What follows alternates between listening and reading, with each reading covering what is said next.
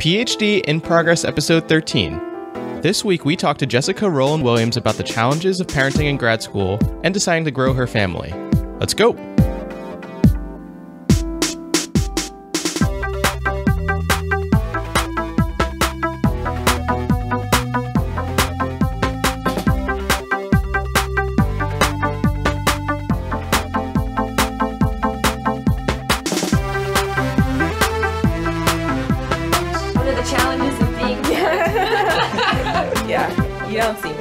Mind you, when Maleficent came out, we had to. I see all the kids. You've seen them all like 10 times. Frozen. How was it? How was Maleficent? Because I kind of wanted to go see it. Oh, yeah, it was pretty good. Yeah. I mean, yeah. Okay.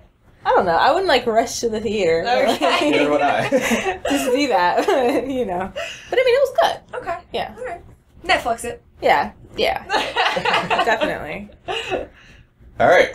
Welcome back to the PhD in Progress podcast, where we talk about your education, your career, and your life. I'm Jason. I'm Kelly. And today we're here with a very special guest, my lab mate, and lab sister, as it were, Jessica Rowland Williams? Yep. All right, good. I never know what the order. So I first knew her as Jessica Rowland, and then, as you'll see throughout this story that we're going to tell, became Jessica Rowland Williams. Yep. So welcome to the show. Thank you, Jason. How you doing? I'm doing great. How are you? Yeah. So we stalked you and dragged you in here. You did. Because you wanted to talk about a very important part of your life. I'm guessing it's important. It's important. Okay, good. So, Jess, as she likes to be called, Jess likes to take care of her family. I do. That's not a good intro. So we brought Jess on the show today because she had a very, not unique perspective, but a perspective that I'm not used to, and neither is Kelly or Nikhil or Abigail or anyone else who's involved with the show, and that's the perspective of being a parent. So Jess came to grad school with me, and we're in the same lab, and she had a daughter when she started grad school. Yep. And she has since gone on and raised this lovely daughter from an infant to a walking, talking, going to second grade child. And from me, it's been awesome because I've got to watch this beautiful young girl grow up, and I haven't had to do anything but give her a hug every now and then. It's true. Yeah, so you've done all the hard work. So we brought you on the show because we want to learn a little bit more about what it's like to have parenting experience and how that might change your grad school experience. Yeah. Thanks, Jason. So, like you said, when I came to grad school, I had a 1-year-old. She's now 7. Between the time I've been in grad school, I've also met my husband, dated, we got married, and now we have a 7-month-old. So I have a 7-year-old and a 7-month-old. Oh. So you've gone through so much life. A lot of life has happened. A lot of life. So much life. Yeah. Yeah. Let's talk about some of the differences that you might have, coming to school as a parent, going through the initial classes. In our PhD program, we did a year full of classes, did a couple rotations in lab, and then we chose a lab and stayed in the lab throughout, until we defend our thesis. So during your first year, when you started, what was life like that was... Or maybe even start with the interview process. Oh, yeah, that's true. Yeah, with all the school... how many schools did you interview with? What sort of things were you looking for in a program that was different than your peers at the time? Yeah, so at the time I was interviewing, honestly, I wasn't even aware. I didn't even know to think about grad school in terms of having a family. I wasn't asking questions about... family-friendly initiatives or anything like that. I was really kind of just thinking about grad school in the same way that everyone else was thinking about grad school, which in retrospect I think was not the right way to approach it. But that's the way I did approach it. So I picked Princeton not because it was a great place for me to raise a family, but just because it was a great grad school. Which is fair. Which is fair, although, like I said, I wish I would have taken that into consideration. I should have taken that into consideration. I think a lot of times parents, we kind of suffer from this, thing where we want to pretend like that part of our life is not you know, like it won't affect you, and like you can't really bring it up, and you don't want to be the one that's saying like, hey, but where's the nearest daycare? It seems kind of like a burden or almost like a liability, as opposed to an asset or something that's valuable. And I think traditionally that's been the case, but I also feel like that's shifting, that's changing a lot. And I think that a lot of that, you know, it's our job as parents and grad students to advocate for that, to make sure that that part of your life is also taken care of. Mm-hmm. I didn't do a good job of that coming into grad school, but I've learned a lot about how to do that now that I'm in grad school. So my first year was stressful. Oh man, I can't even imagine. Super stressful. In terms of differences, I think between, you know, coming to grad school and going through the first year without a child versus with a child, I think one of the main things is just time. You don't have as much time to do anything.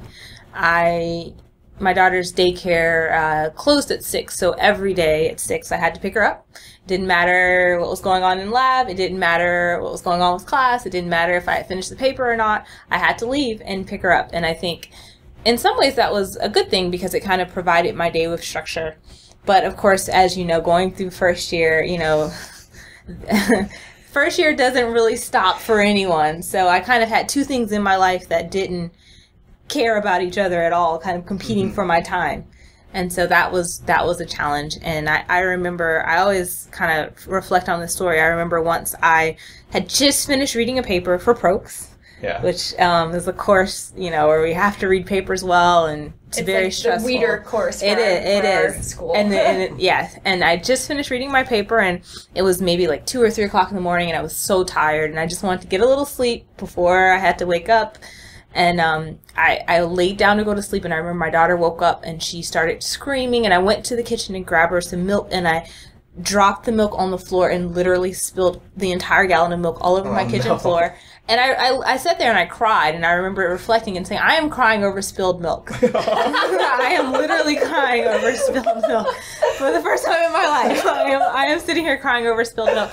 But, you know, I was just so exhausted, and I was tired, and you know, I was by myself. I was a single mom at the time, and I just wanted to sleep. And my daughter was up, and it was 3 o'clock in the morning, and now I have to clean up my entire floor. And, you know, it was just a lot. And so I had some moments like that where, you know, I just felt like I felt very isolated. Like, am I the only person that's going through this, you know?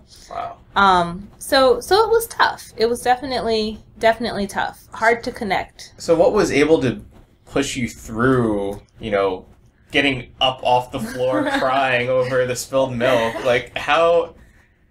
Because I know when I have those days, I'm just like, okay, whatever, I can...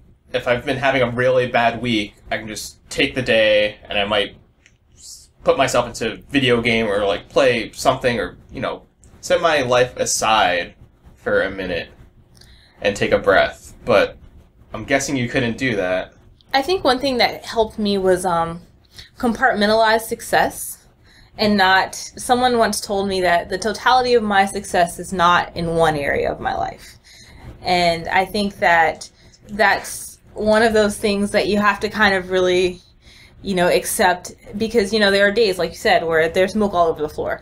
You know, so it's like I failed in taking care of my newborn, but I read my paper. You know? And you did not fail in taking care of your newborn. You just failed in giving her the milk on time. But, you know, that's how it felt. But, you know, there are days when I had horrible days in lab. Nothing worked. But I would come home, and my daughter was happy, you know, and, you know, I was able to talk to my family. And so I think just kind of not viewing the totality of your success in one area was critical for me, and finding ways to kind of pat myself on the back for the little things, you know. I'm sure there were some days, though, where everything went wrong. Like, your daughter was sick, things didn't work in lab, like, oh my god, that must have been so terrible. There were days like that, but, you know, they were just days. And then the next day would come, and the next day would come, and things would get better, and then they might get worse, and then they, you know, and so, you know, as with anyone's life, you know, you learn to kind of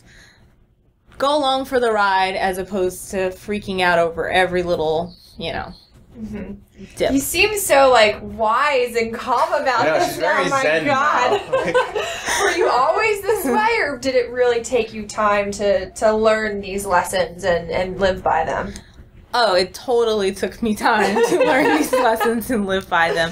And I think, there are still moments where I, like, go and cry in the car. But, it's like I cry in the car and then I wipe my tears and then I get up and I, do my PCR again. And, or, like, it's okay. Yeah.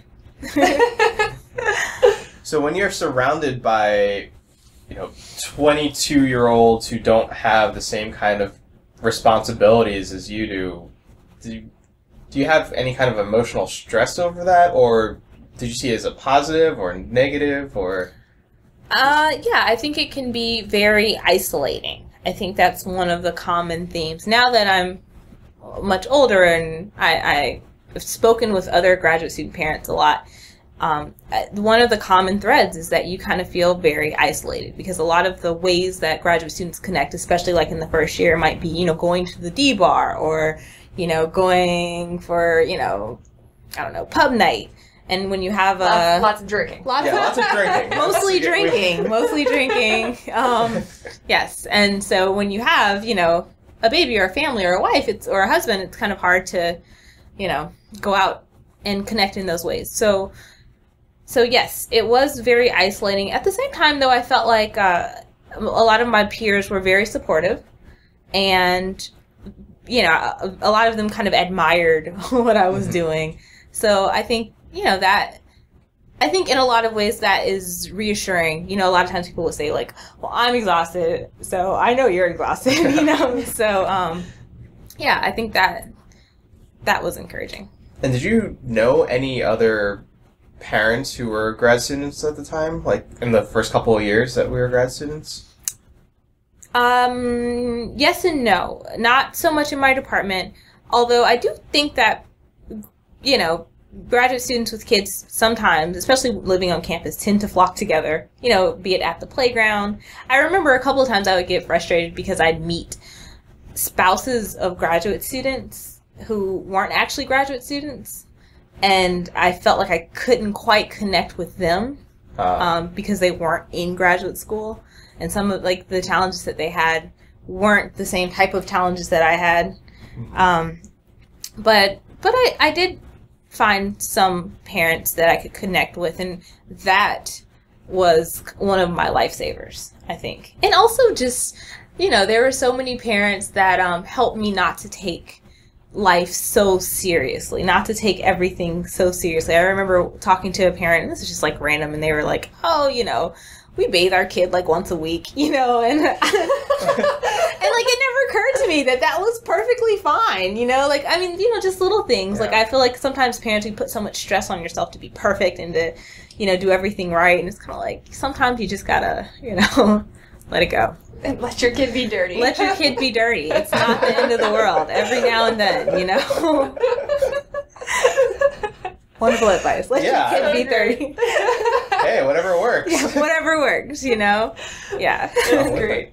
So I was wondering, in terms of your academics, with this pull to be home and be with your daughter and raise her properly and all this kind of stuff, how do you feel, like, obviously you've made it through classes and generals and all that sort of thing, but how do you feel you did? Do you feel like because you had a child that you didn't get to do as well in your classes and for your exams that you wanted to, or do you feel like you did succeed to the best of your ability? Like, how's your feelings on that? That's a good question. I feel like I did as well as I don't know. That's kind of a hard question. Yeah. Well, do you wish you had devoted more time to graduate school, or do you just say, okay, I did the best I could and that's it? I don't feel like I wish I had devoted more time to graduate school. I think that one of the great things about having a family is that, you, as you're building your career and your, graduate life and you're, working on your research, I think you're also building something in your family. And when I look at, for example, my relationship with my daughter, or the relationship that I have with my family, or the relationship that I have with my husband. Or I think back over graduate school and I think about all the other experiences that I had outside of graduate school. Like, I don't think I would have wanted to take anything away from that to give to graduate school. Mm-hmm. Because it's just as important to me as my graduate degree. Mm-hmm. You know what I mean? Or my research. Mm-hmm. So you feel like you balance things well. I mean, do you wish anything in the opposite direction, that you had taken away time from graduate school and devoted it more to your family and to your daughter? No. I mean, I feel like I feel okay looking back. I wish I hadn't stressed so much about it. Mm-hmm. You know, I feel like I spent a lot of time stressing out about, am I doing enough? Am I not doing enough in both areas? Mm-hmm. And I feel like, you know, like you said, I'm here, you know, like I feel like there's so much, and just in general, graduate students in general, so much that we stress about generals and like, you know, and at the end of the day, it usually works out okay, mm-hmm. you know? So you stressed about balance a lot. I stressed about balance a lot. Just ended up being fine, though. And it ended up being fine. And I remember, you know, there were some nights, like I remember the night of the election in 2008, in November, when Obama got elected. I remember that night because I put my daughter in her stroller and had to go to lab that night. And we stayed in lab. Oh. And yeah, yes, I would take her with me in her stroller to lab. And I remember stressing about like, like it was cold, it was November, you know, and I have her out in her stroller and I'm like, you know, I'm just stressing like I'm such a bad mom and, you know, I need to get this done, but I don't have anyone to help me. And, you know, in retrospect, she doesn't even remember, you know, like, yeah. And I'm certain had I not done that experiment that night, it wouldn't have mattered. You know, I just feel like I put so much pressure on myself to, you know, perform in all of these areas as opposed to just kind of setting boundaries and saying, like, hey, this is what I can do, this is what I can't do, and just walking in it. Mm-hmm. Really, I think that's something that everyone should be doing, right? We shouldn't just be stressing about every single facet of our life. Yeah. It's really easy to worry yourself so much about what you should be doing or what you shouldn't, and then it's, in the long run, usually bad for yourself, and not much comes from it. Yeah, I think what I tell students now, with kids and even without, is that it's important to set your own pace. Because it's easy to look around and see what everyone else is doing, especially at a school like Princeton where everybody is, you know, in lab all night and, you know, like, it's easy to feel incompetent or like you're not performing or like you're, you know, but the key is to kind of, you know, base your work and your pace on what you want out of life and what you want out of your research. And if you do that, then, you know, you're not having to worry about what everyone else is doing. You know, if you say you're going in at 9 and you're leaving at 6 and these are the experiments that you want to get done for the day and you get them done, then you're good. You know? Yeah. And if you say that you want to have your paper done by this date and that's what you're working on and your advisor's okay with it, then you're good. And it's a lot easier to live your life like that than to try to compete with everyone else, because you never win. You'll never win that way. Mm-hmm. Wow. So I'm like talking to Buddha right now. I know. Oh my gosh. Yeah, no, this is great. This is great. And a lot of what you said falls in line with what we talked about in the last episode, which is the focus was productivity. Oh, yeah. And a good portion of that was setting goals and, you know, creating structure in your life to be able to achieve whatever you need to when you feel like you need to. Yeah. Yeah, I feel like a lot of what you said will resound with people that aren't parents. Yeah. So you knew, I need to get this done if I want to have this result. Yeah. And you knew, this is the only time I can do it. So even though my friends and other slackers, Jason and his friends, were drinking beers at Alex's election party that night. See, I remember exactly where I was, and I feel so bad. Man, Jason, where were you? I was not helping, apparently. I was in the Zakian lab. Working on... That's true. We weren't even lab mates yet. No, we were rotating. You guys were first years. Yeah. Wow. I remember that. Long time ago. Time for us to leave, huh? Yes. All right, so you spend a couple of years doing all this, going through the first couple of years of grad school and joining a lab, raising your daughter. Yes. You meet a man. Yes. Yeah.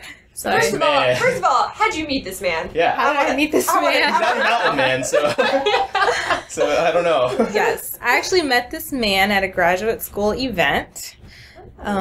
Yeah, so he's a wonderful man, my loving husband. Yes.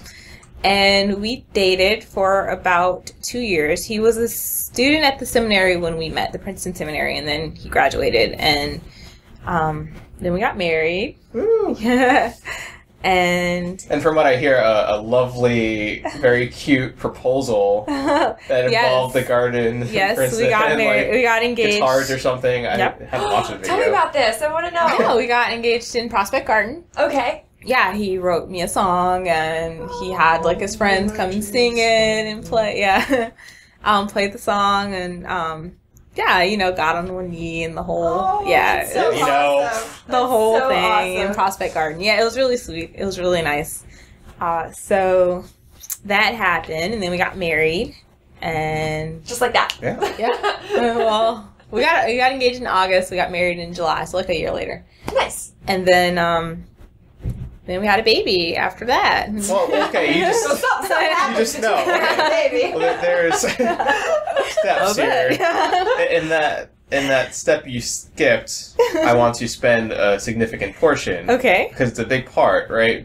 Wanting you with your husband decided we should add on to our family. Yes. Yes. Even though I'm a grad student and I've done this parenting through grad school Yeah. already from, infancy. And at that point, your daughter was a few years old, and you know the hardest parts. I'm guessing I haven't been a parent, so the most time intensive part of not sleeping and all that. Yeah. Pass. No, I think that's a great point. I mean, I think that as we've talked about already, while you're in grad school, life is still happening. And grad school isn't the totality of your life. We like to say everything is part of life, right? Everything is part of life. And so one of the things that my husband and I thought about was the fact that my daughter was 5 at the time. She was in kindergarten. So she's out of, like you said, out of daycare. We weren't paying daycare costs or anything like that. She wanted a brother or sister. I didn't want to have a huge gap. I mean, I felt like 5 years was already a pretty big gap in my, so I'm thinking about, how I want my children to be spaced and so on and so forth, and not just, where my project is. And so we decided that it was the best time for us to have children. The other thing that I think about, that I thought about all the time, is that, I had my daughter young, and I don't want to have children forever. So I would like to have a period in my life where I don't have children, and my children are, grown adults, and I can kind of enjoy my life again. A lot of people do that the opposite way, and they wait to have children until later in life. I kind of did that the reverse. So we did decide to have a baby. And just like that point alone, because it's widely known that many academics end up having families later on because they have to go tenure, grab their PhD, go through tenure, postdoc, tenure, yeah. Then suddenly, you might be a professor and like, okay, I really need to start a family right now, or and go alternatively somehow. I think that's a good point. I think that a lot of people try to wait until the perfect time, and honestly, if you go through academia, it seems like there's never a perfect time. And I think this goes across everything, right? Yeah. Anyone who's a high-performing, professional-type person, there's never a perfect time for anything. There's never a perfect time. And I think it's particularly hard for women, because 9 months of pregnancy, some women have it easier than others, but if you're sick or you're, having difficulty, it's kind of hard to do work. Pretty easy for men. Forget it. Exactly. You guys I'm kidding. Because there are male parents out there as well. Well, of course, but even you guys don't really have to chip in until, after the baby's born, It's true. That's very true. But I mean, they got to be there to tell you that you're beautiful while you're they do. Well, yes, there are things that they do. But you can manage to do that while you're still at work. So yeah, and having the baby, the maternity leave afterwards, things like breastfeeding and like stuff that people you don't think about as being kind of a part of the process. It takes a lot of time and energy to figure out how to coordinate all of that into your life as a graduate student. But really, you did, when making that decision, you didn't really consider what was going on in, your work life. It was just, it wasn't like, oh, I have this big experiment coming up. We should wait a few months. It was just like, I want it because we want it, and let's do it now. I think, actually, I kind of thought of it in the other way. It was kind of like, yes, this is what I want, and so I'm going to coordinate my work life around that. It's good. Yeah. I like that. So I think it's all about priority and what's important to you, and some people, whatever's important to you at the moment. Like you said, if you have a major experiment coming up, then, saying let's wait a few months, I feel like that's fair, but at the same time, if the kind of nice thing about pregnancy and childbirth is it doesn't happen right away, like you have 9 months to get ready to plan and to figure things out, and it's not like you get pregnant and you're just out of commission, like you still go to lab and you can still, You're still functional. You're still functional. You can still do things, but like a lot of people don't think about it like that, Yeah. And there's a period of time when you're kind of non-functional, but even then, like if you really think about like when you want to write your papers and, like you can write during the time when you're home or, like there are really ways that you can in between forays into the bucket during the first few months. Hey, yeah. So, did you ever get that? I've heard this from other people, and I'm sure it's not true with our boss, but I know some PIs, some professors might have not been thrilled with their students' decision to start a family in the middle of their grad studentness in their research. Yeah, no, I think that's a huge issue, not so much for our boss, but I've spoken to other women who have dealt with that, particularly in fields that are very male-heavy, like physics, and, like, a lot of times the bosses, even though they may be well-intentioned, they just don't get, like, well, why do you need to even have a baby right now? It's just kind of like an inconvenience. Biology in general is kind of nice, because at least the fields we deal with are are almost 50-50. Absolutely. Yeah. No, I think our biology is pretty okay, but I've heard horror stories even here about people who haven't had the best reception from their advisor or from the people in their labs or their groups. And in those cases, I think that the best thing to do, well, a couple of things. One, it's important to have a good idea of what the policies are at the university so that you can have some support. So in the event that your advisor isn't supportive, you can say like, hey, I actually, these are the things that, like, I do have an opportunity to take 3 months off, and you can't deny, in case you need that. It's important to know, like, what you have the right to as a parent. And I think number two, you kind of have to have that inner resolve that what you're doing and the decisions that you make for your life are yours.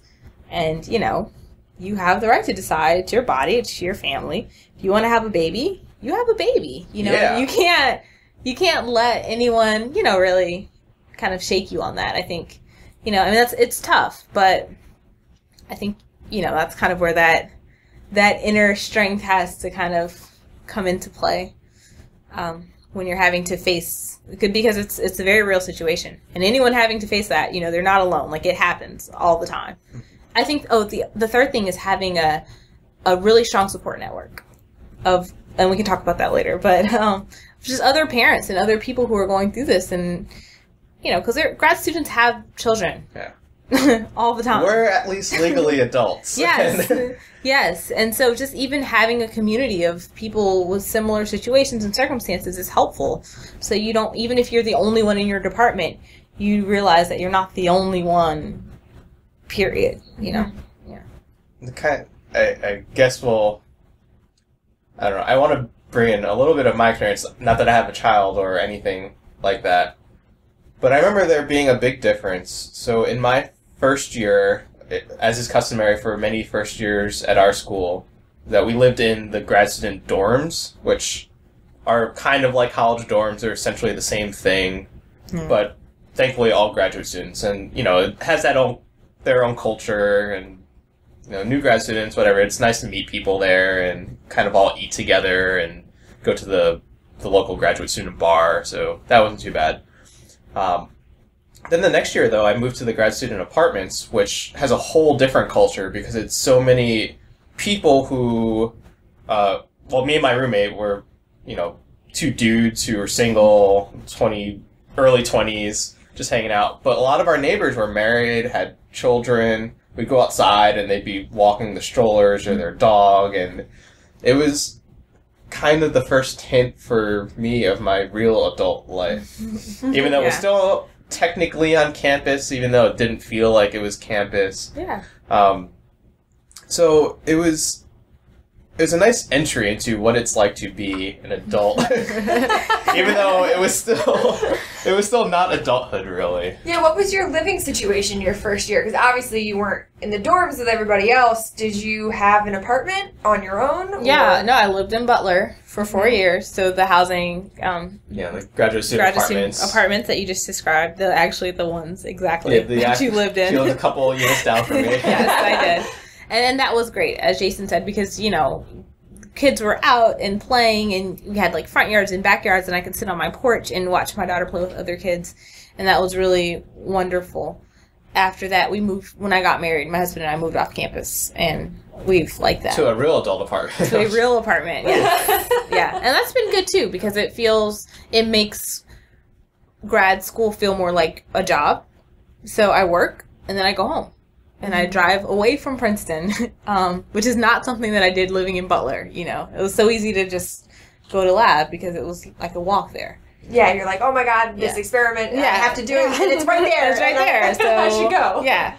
So now I don't have that. Well, I mean, I'm not that far, but... Still, it's that... It's a mental separation. Yeah, a few miles of separation is a good thing. Yes. It's funny how much of what we talk about is separating things, like separating duties and structuring them so that you can do whatever you need to do. Yeah. And how you feel so much better because... You do. I love... I thought I would hate commuting, but I kind of love it because it gives me 30 minutes to prepare myself. Yeah. And then it gives me 30 minutes to de-stress. Yes. Although my girlfriend might actually say I don't de-stress at all. I just get home grumpy and want to eat and sit down. Well, the way home, yeah. Oh, yeah. Anyway. What's next? All right, we can talk about resources and stuff. Yeah, so who or what do you feel like in your graduate career has helped you the most be a parent and a grad student at the same time? Yeah, I think I can't stress enough the importance of finding mentors, good mentors, and I think one mistake that everyone makes in finding mentors is feeling like your mentor has to give you everything, when in reality, as I tell people all the time, when it comes to mentorship and even just relationships in general, you kind of have to eat the meat and spit out the bones, right? Take what's good and what's healthy and what's helpful, and then whatever's not, just leave that alone. And there are some people in my life who, for example, my academic advisor, if I want to talk about my project, I can talk to her all day. If I want to talk to her about my personal life, maybe, I don't know, or there's a mentor that I have in the graduate school who I could never sit down and talk science with because she has no idea what I'm talking about. But if I want to talk about jobs and careers, she's an amazing resource. So I think, and then there are parents that I have found who live in the area who I can sit and talk about, daycares and, where are you putting your kids in summer camp and, where's your daughter doing gymnastics? And so I think just finding people that can kind of help support you and accepting that,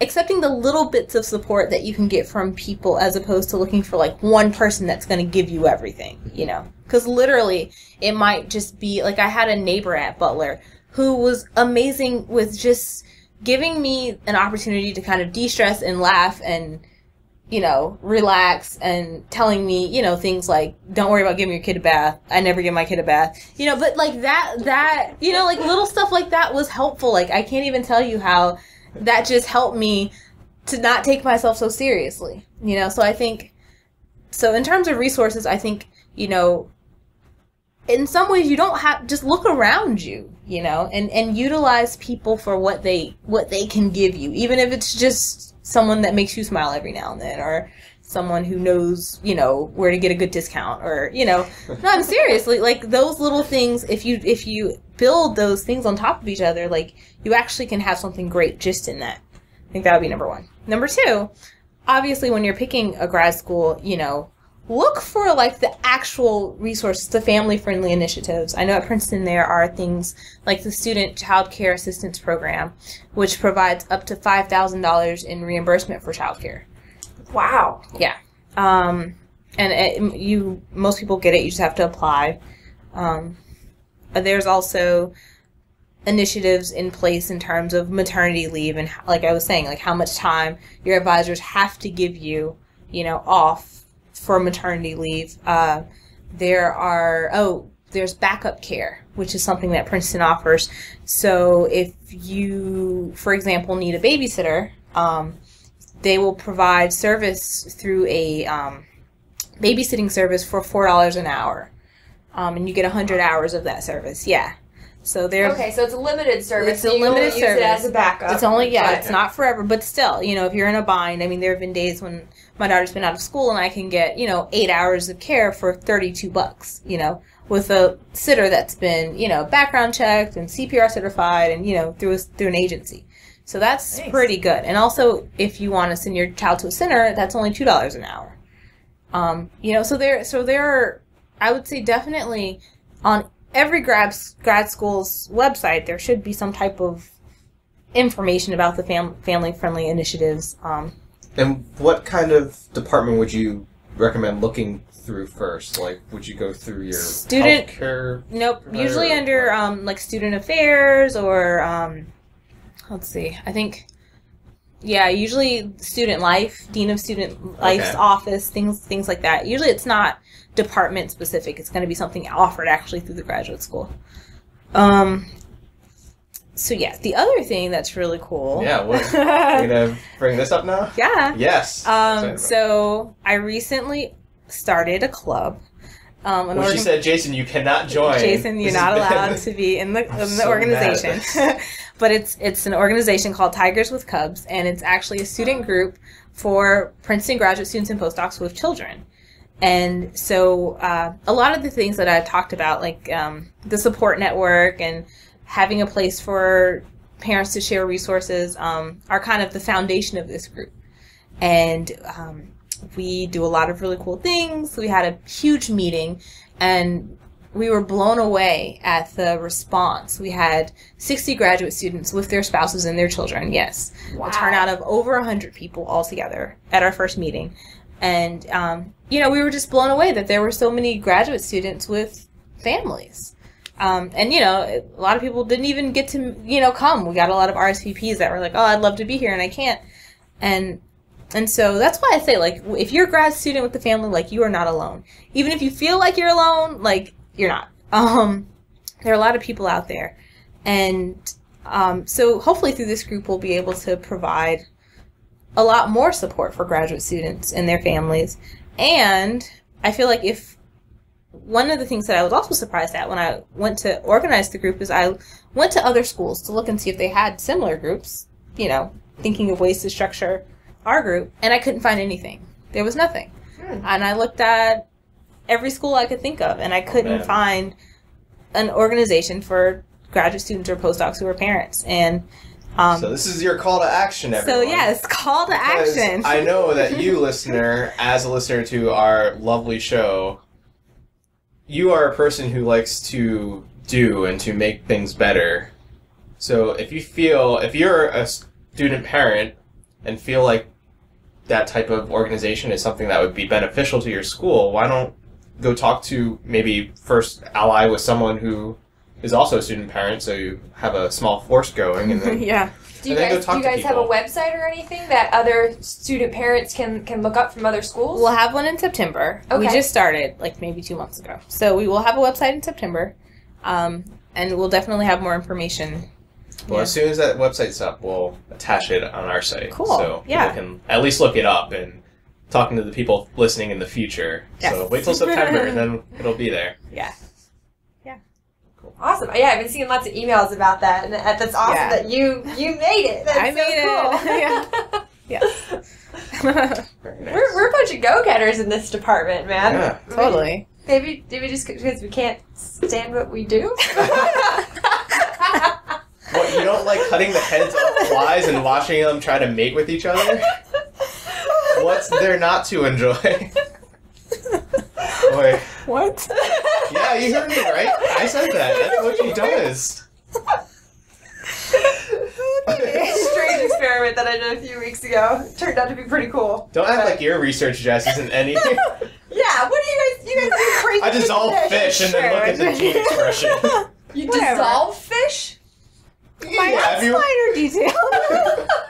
Whatever. Just dissociate all the cells. It's nothing. and sort them out. Sort That's them all. out while keeping them alive. Yeah. Whatever. Oh, they get ripped apart while they're alive. Details. See? Fish Hush don't. you. Fish don't feel Fish don't anything. feel it. I still think they're alive. What do you... That's the same reason why I can cut off the heads of fruit flies. They still sing at me, you know. What a lovely song that must be. Alright, so Right. to start the wrap up, we like asking our guests if they could go back and talk to their second or third year self, what advice would they give to help out in any portion of their life, whether it be their research or their relationships or whatever?